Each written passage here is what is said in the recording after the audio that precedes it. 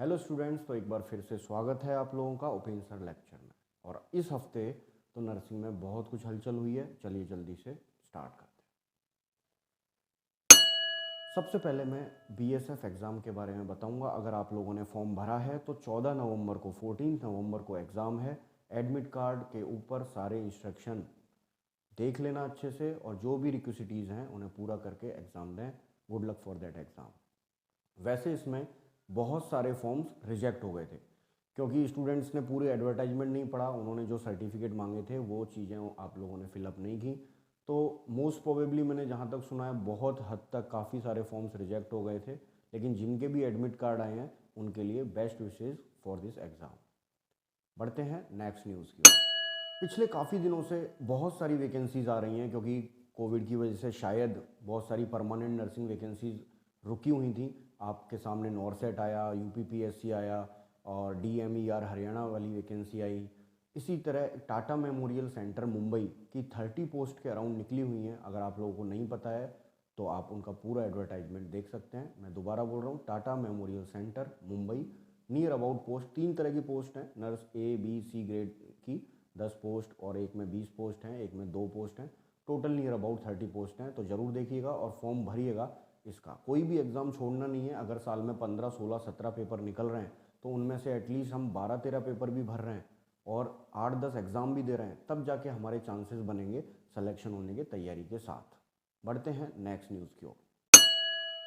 RUHS paramedical and nursing and pharmacy admissions start हो चुके हैं। अगर आप 12th पास हैं या किसी और को सजेस्ट करना चाहते हैं नर्सिंग या पैरामेडिकल कोर्सेज या फार्मेसी के लिए, तो RUHS की मेन वेबसाइट पर जाएं और वहां से एडमिशन प्रोसेस को देख सकते हैं। वहां भी प्रोसेस स्टार्ट हो चुका है। नॉरसेट में तो काफ़ी वैकेंसीज एम्स की आई ही हैं, लेकिन एम्स पटना ने 200 पोस्ट अलग से निकाली हैं सेपरेटली, नॉरसेट से अपार्ट।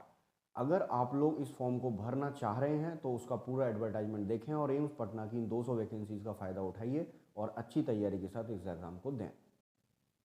कितनी तेज़ी से नर्सिंग प्रोफेशन ग्रो कर रहा है, इस बात का अंदाज़ा इन आती हुई वैकेंसीज जल्दी से लगते हुए एग्ज़ाम से ही लगाया जा सकता है। हरियाणा DMER का एक एग्ज़ाम फॉर्म अभी ही जस्ट फिलअप हुआ था, 275 पोस्ट के अराउंड थी, और उसकी एग्ज़ाम डेट 28 नवंबर तक है। 28 नवंबर को ये एग्ज़ाम है। अगर ये आगे एक्सटेंड नहीं होता है तो good luck for that exam. एक और वैकेंसी के बारे में बताऊंगा। जैसा कि लगभग हर 10-12 दिन 15 दिन में कोई ना कोई छोटी या बड़ी वैकेंसी आ रही है, न्यूज़पेपर में एडवर्टाइजमेंट आ चुका है GMCH चंडीगढ़ के लिए। GMCH चंडीगढ़ लगभग 1 सवा साल में हर बार फॉर्म निकालते हैं, और इस बार भी 162 पोस्ट, 162 पोस्ट उन्होंने निकाली हैं। इसके फॉर्म भी जल्दी स्टार्ट हो जाएंगे। आप पूरा एडवर्टाइजमेंट GMCH की साइट पर जाकर देख सकते हैं। इस वैकेंसी की रिगार्डिंग एक बात मैं ये बताना चाहता हूँ कि एक कंप्यूटर का सर्टिफिकेट एवरी ईयर जब भी वैकेंसी आती है उसमें मांगा जाता है। अगर आप लोगों ने वो सर्टिफिकेट है तभी आप उस फॉर्म को भर सकते हैं। कई बार ऐसा भी होता है कि स्टूडेंट पहले से ही उन्होंने वो सर्टिफिकेट, वो क्लासेज अटेंड कर रखी हैं, वो सर्टिफिकेट बनवा रखा है, तो डेफिनेटली वो फॉर्म के लिए एलिजिबल हैं और उन लोगों के बहुत अच्छे चांसेस हैं, क्योंकि कुछ ही लोगों के पास वो सर्टिफिकेट होता है। अगर आप लोग इस बार नहीं बनवा पाए हैं तो नेक्स्ट टाइम की वैकेंसीज़ के लिए वो कंप्यूटर सर्टिफिकेट ज़रूर बनवा लें। पता कर लें कहाँ से वो वैलिड होना चाहिए। उसमें 2 तरह के सर्टिफिकेट मांगे जाते हैं, कोई भी दोनों में से एक सर्टिफिकेट हो तो आप फॉर्म फिलअप कर सकते हैं। उसके अंदर पूरी डिटेल्स लिखी हुई होती हैं। तो इस बार वाला एडवर्टाइजमेंट जब आप देखें तो उन कंप्यूटर सर्टिफिकेट अगर उन्होंने इस बार नेसेसरी किया है तो उसको कंप्लीट करवा के रख लीजिएगा, ताकि नेक्स्ट टाइम अगर इस बार फॉर्म नहीं भर पा रहे हैं तो नेक्स्ट टाइम आप एलिजिबल हो जाएं उन एग्ज़ाम्स को देने के लिए। एक और बात, जब मैंने ये पोस्ट सर्कुलेट की तो कुछ स्टूडेंट्स का फीडबैक था कि टेम्परेरी बेसिस पर हैं, इसमें लिखा हुआ है। देखिए GMCH की जितनी बार भी पहले वैकेंसी आई हैं तो वो टेम्परेरी बेसिस पर ही लिखा जाता है, लेकिन 2 से 3 साल बाद में फिर वो परमानेंट हो जाते हैं, उनको ऑन रोल्स कर देते हैं। तो ऐसा नहीं है कि डायरेक्ट डायरेक्ट रिक्रूटमेंट बेसिस वो लिखते हैं। पहले भी जितनी बार भी GMCH की वैकेंसी आई हैं उसमें कॉन्ट्रैक्ट बेसिस नहीं लिखा जाता, उसमें टेम्परेरी बेसिस लिखा जाता है, जो एक पर्टिकुलर टाइम के बाद उनको परमानेंट कर दिया जाता है, और उसमें लिखा हुआ भी है लाइकली टू बी कंटिन्यू। 20 नवंबर को नॉरसेट होने वाला है।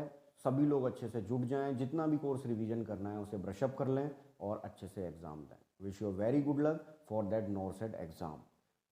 मौसबी की हमारी सीरीज काफ़ी दिन से होल्ड चल रही है। बच्चों के रिप्लाई आ रहे हैं कि सर मौसबी के जो 250 क्वेश्चन साइकेट्री के हो चुके हैं उससे आगे कंटिन्यू करें। जल्दी ही मैं मौसबी के दोबारा से स्टार्ट करने वाला हूँ। जो भी दो दो तीन तीन क्वेश्चन हम डेली के साइकेट्री की अब तक कर रहे थे, बिल्कुल वापस से। अगर आप लोग चाहते हैं कि इस तरह के वीडियो और भी लाए जाएं तो मुझे कमेंट बॉक्स में ज़रूर बताइएगा। चैनल को सब्सक्राइब करें, दूसरों को भी शेयर करें।